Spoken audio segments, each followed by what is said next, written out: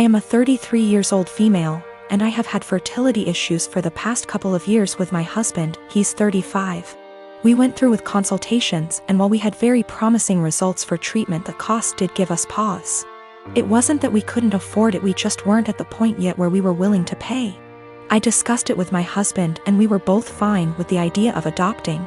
My cousin Tiffany, woman 25 years old, is adopted, and she supported our choice in looking into it.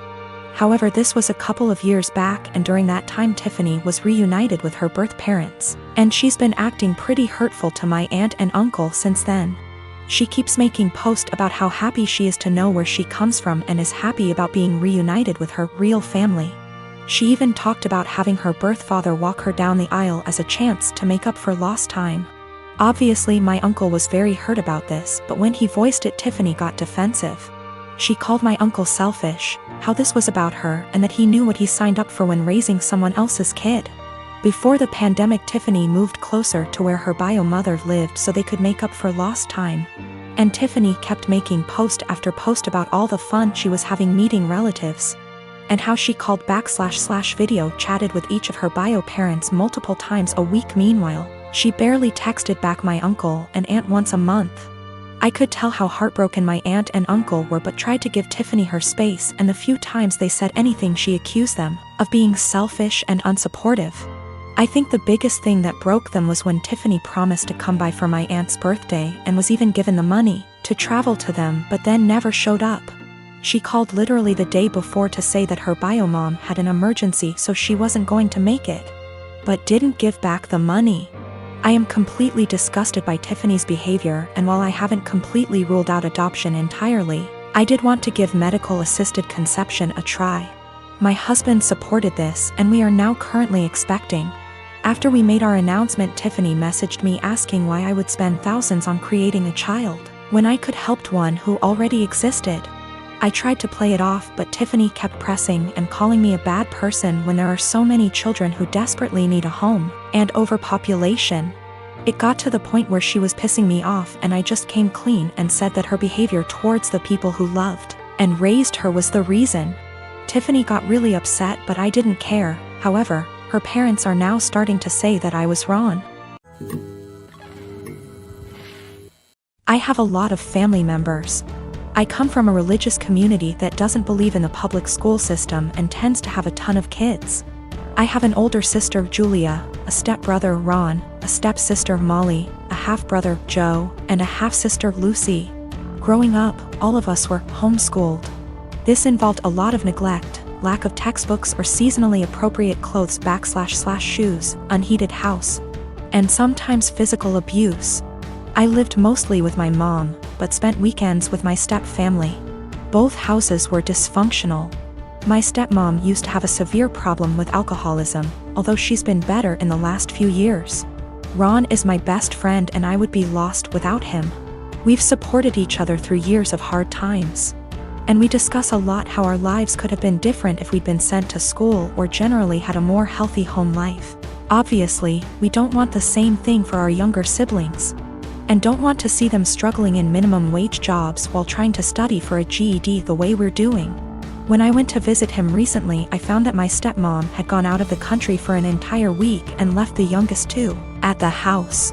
Ron and Molly both work. Molly hasn't been doing any homeschooling for about 2 years, and are out of the house for most of the day and night. I tried to help Lucy with her math homework, but she was extremely behind grade level and kept getting distracted because she had to make lunch or do chores. Joe spends all day in his room playing video games and gets no guidance from anyone. I tried to as gently as possible get him to do some reading, but he doesn't understand how serious the situation is, and obviously is having too much fun to care. So I called CPS and reported educational neglect. And obviously everyone knew it was me. And Ron told me that stepmom said I wasn't welcome at the house anymore and to never contact any of them again. Molly is extremely mad at me. She blocked me on Facebook and doesn't have a cell phone where I can reach her. Julia, who somehow heard about all this despite living across the country, also blocked me on Facebook and reported my Facebook as impersonating a celebrity. Facebook deleted it, generally making everything harder.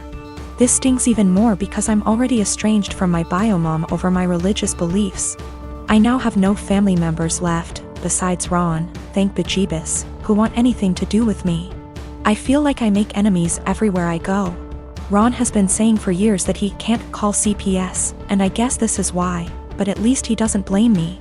He suggested that I try to talk to stepmom once some time has passed, but I would have no idea where to begin.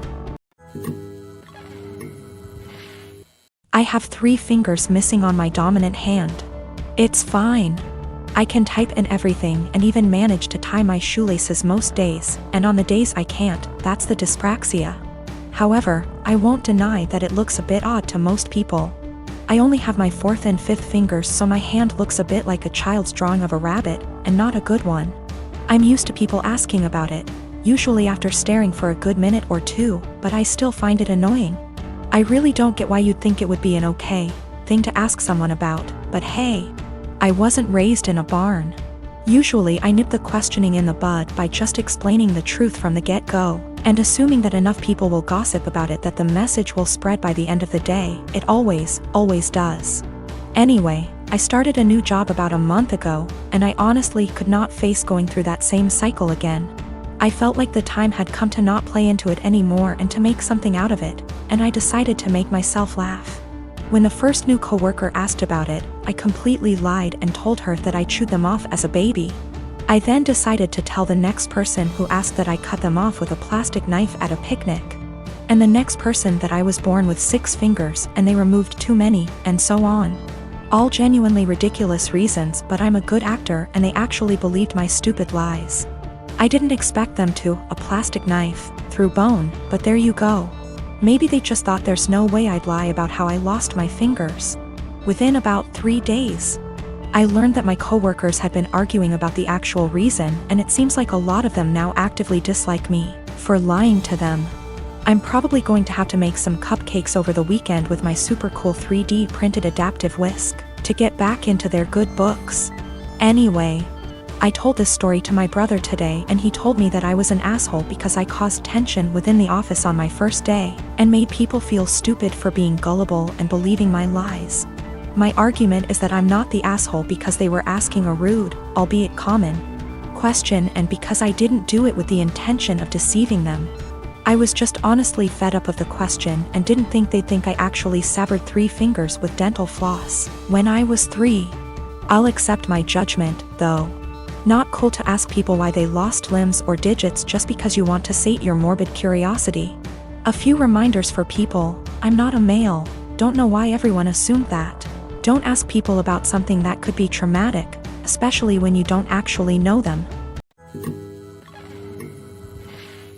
Back in November 2018, I was arrested at work in front of my boss and coworkers. It was the most humiliating thing I've ever experienced. I later learned at the police station that I was being charged with multiple felonies. This came as a huge surprise. Luckily, I was able to keep my wits and lawyer up instead of speaking with the detective. For $13,000, which completely wiped my savings, I was able to retain a criminal defense attorney. However, it cost me everything, and I was unable to pay my bond. This resulted in me staying in jail for a total of 54 days. At a status hearing, my attorney presented video evidence of me gassing up my car 3 hours away from where the crimes took place, and I ended up having all my charges dismissed. When I finally got out, I learned that I had lost my job, was in the process of being evicted, and my son was in the state's care. His mother is a heroin addict, and I haven't spoken to my own parents in nearly 15 years. They wouldn't let him go to my girlfriend because they didn't consider her family. Since my release, I've learned that I can't sue the police, and no one gives a shit that I was locked up for 54 days because the detective did poor investigation work. I've gone to the local press about this and was told that what happened to me happens quite a bit. They took down my info but never followed up.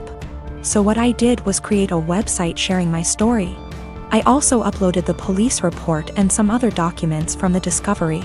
Literally, the only reason why I was arrested was because an eyewitness said they saw me. If the detective had done his job, he could have verified that I wasn't even in town on the day the crimes took place. This is what pisses me off the most. My life was ruined because of a lazy employee. My website is now ranked number 2 on the first page of search results when you type in my town's name. I live in a touristy town and we attract a lot of visitors over the summer. My web traffic has more than quadrupled, and apparently it's gotten someone high up's attention. I received a cease and desist letter recently, which I showed to my attorney. He said sharing my experience online isn't illegal and that everything I had stated was a fact or my own opinion, protecting me from a defamation lawsuit. Yesterday I received a visit from 2 officers and the detective who had arrested me. He apologized, stating mistakes can happen. They then talked to me about my website and asked if I could remove it.